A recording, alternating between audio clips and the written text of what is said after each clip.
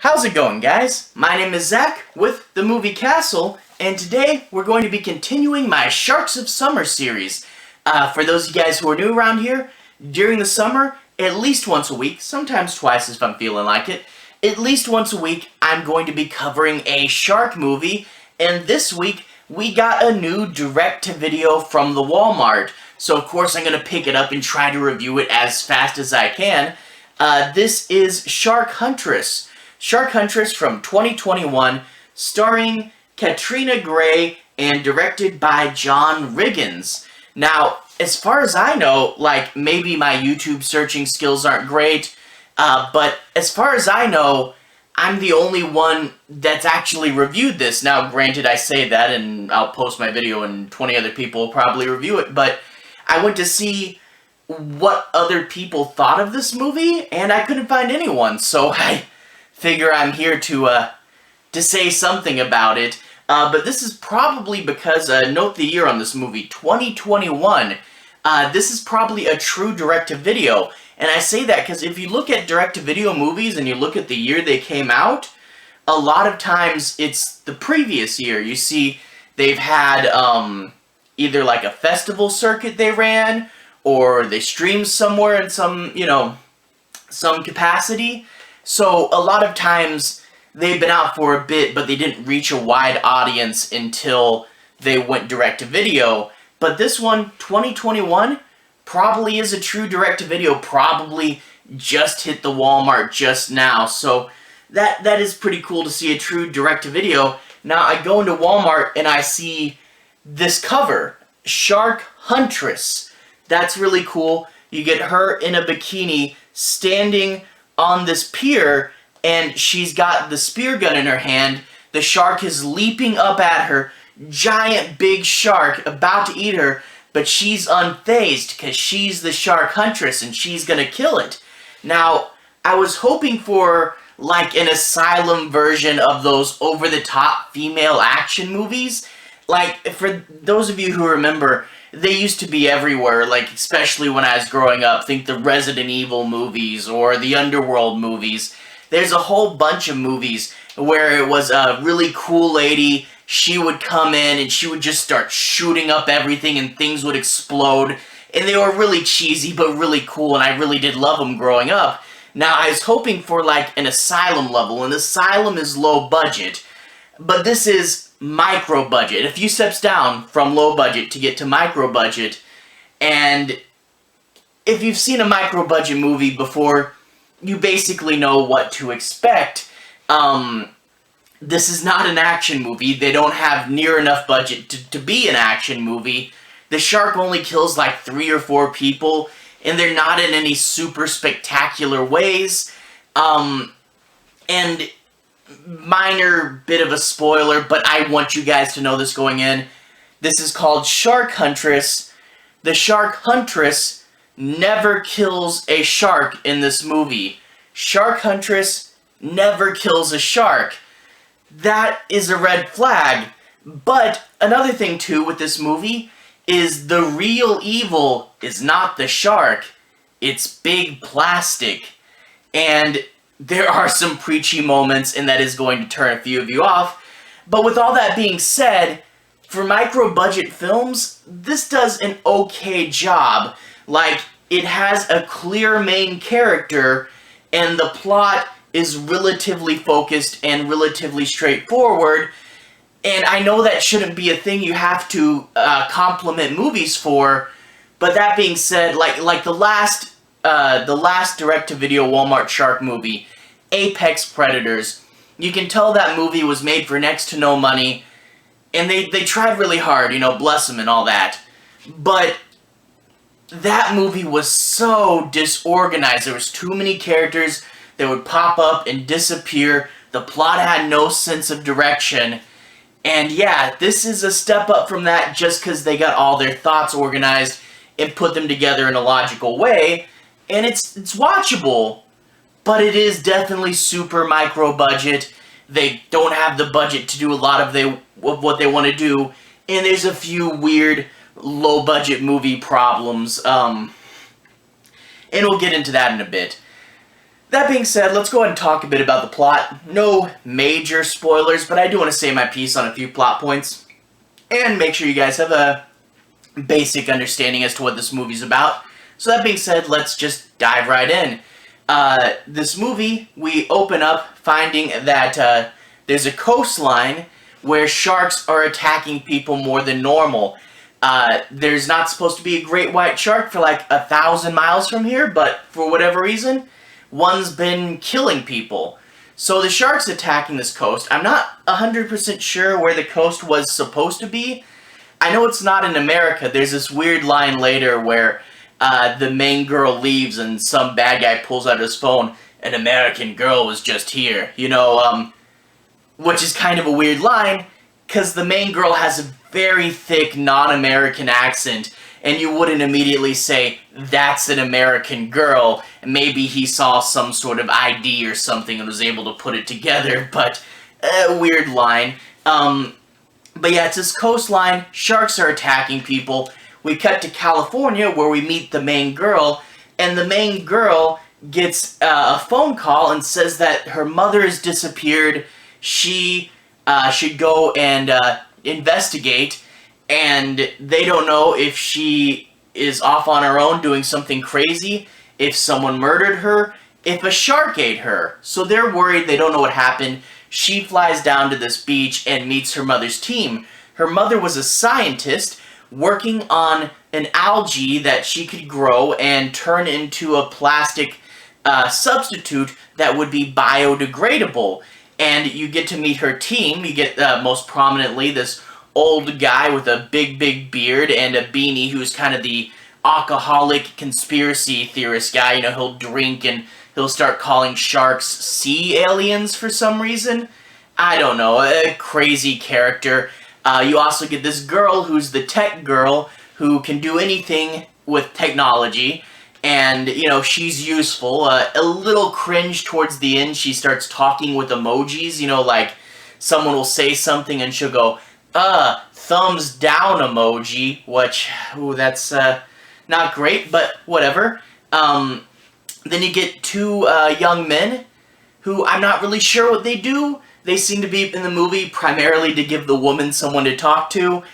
They're not super important characters. I wish they were more fleshed out and had more of a point, but they seem to be there for the woman to talk to.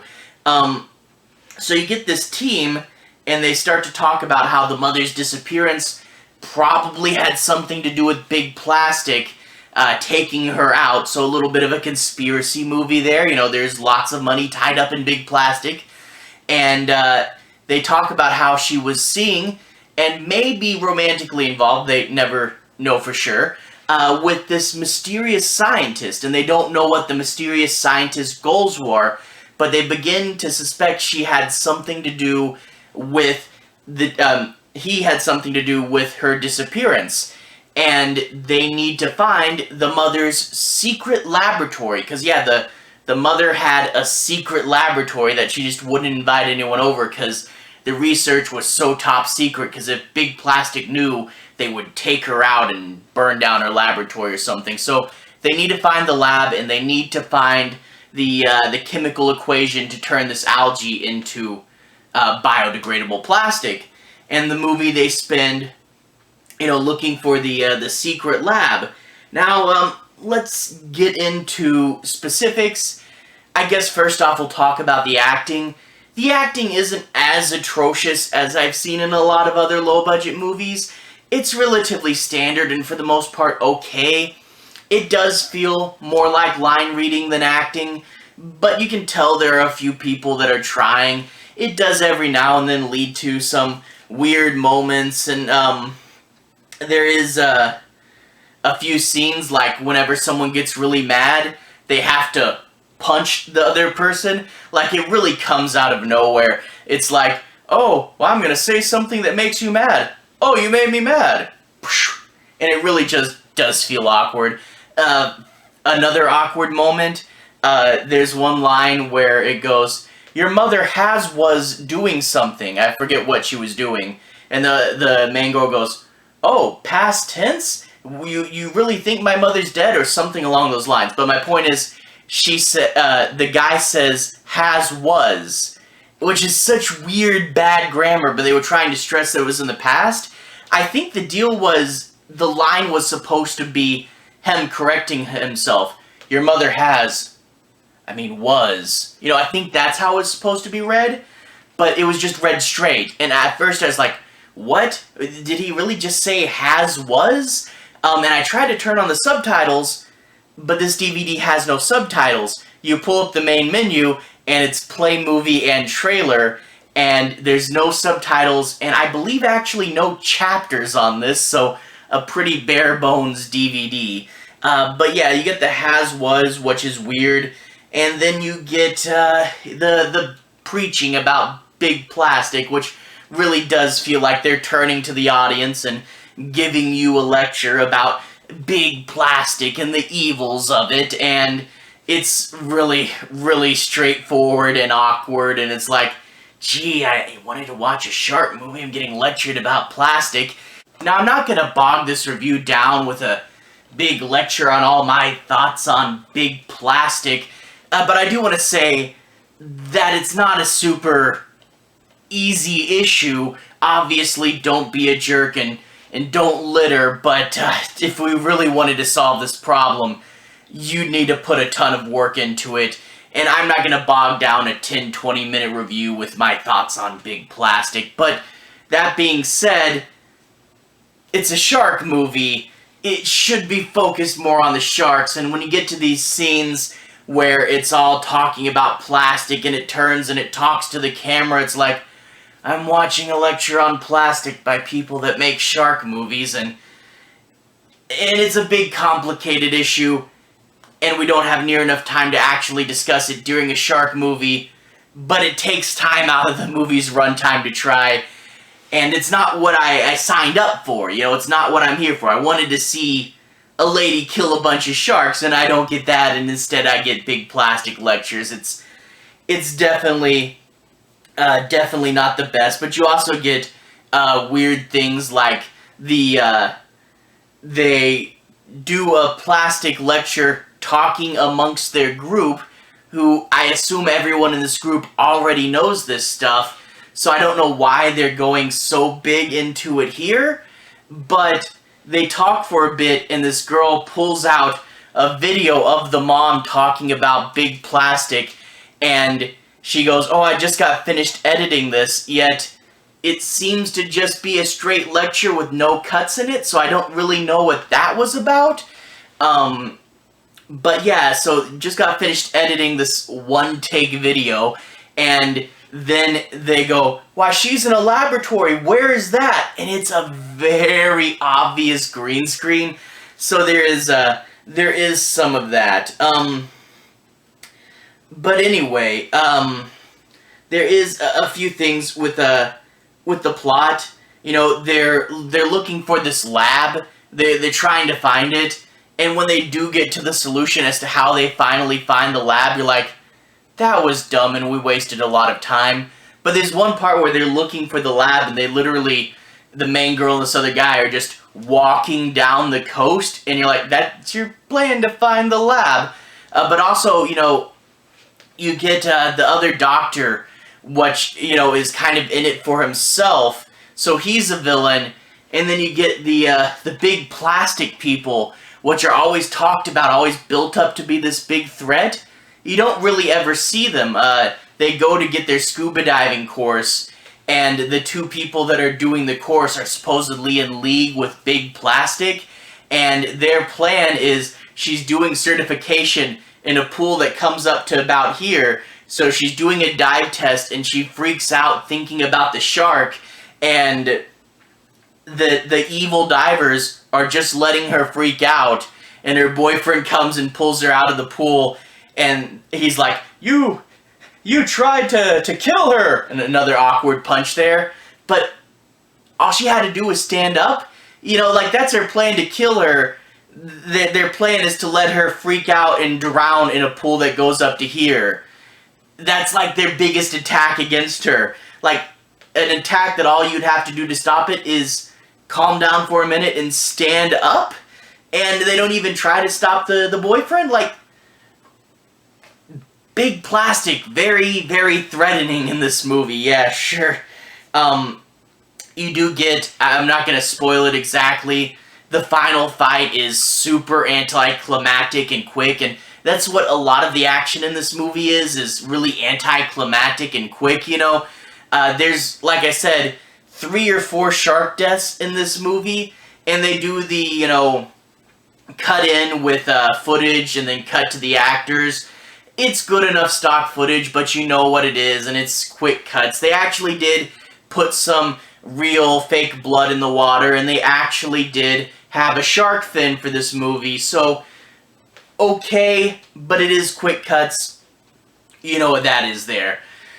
So it's not the best, and even one of the key shark attacks for a key character just happens off screen, which is great. There's only 3 or 4 kills in this movie, and the death of a major character is off screen. I thought there was going to be a twist later.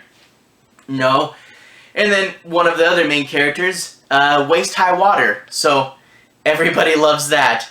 But yeah, this movie, it's so much wandering around looking for the mom, and I was expecting Shark Huntress, you know? So there's not enough shark attacks, not enough action, and it doesn't do anything super duper bad. I mean, there's obviously just a bunch of wasting time in this movie, but it doesn't pull anything incredibly bad. But that being said, this movie is pretty forgettable. I watched it yesterday, I'm doing this review today, and I had to really, you know, bring it back up in my mind, because this is just it's a B forgettable shark movie. They tried their best, micro budget, but this is another case where the title in the front promises so much action that's really not there, and it's a lot of just wandering around, hey, where's my mom? And I don't want to rant on it too much, because they tried, and it has more focus than a lot of other micro-budget films. It's still a micro-budget film, though, so if you're into micro-budget, then you can check this out. But if you're expecting the big, over-the-top shark movie, that's not really what we got here. Anyway, it's passable. If you're the micro-budget crowd, you'll like it. I'm not sure how many other people will. And it's a shark movie called Shark Huntress with hardly any shark hunting. So that's that. But hey, big plastic, right? Anyway, to everyone who's watched so far, thank you for watching. To everyone who's liked and subscribed, thank you. You are really helping the channel out. I'll put a relevant playlist at the bottom. If you want to see more, you can click there and see more. Anyway, have a good day. I'll see you guys again very, very soon. Should be my shark playlist at the bottom. Have a good day now.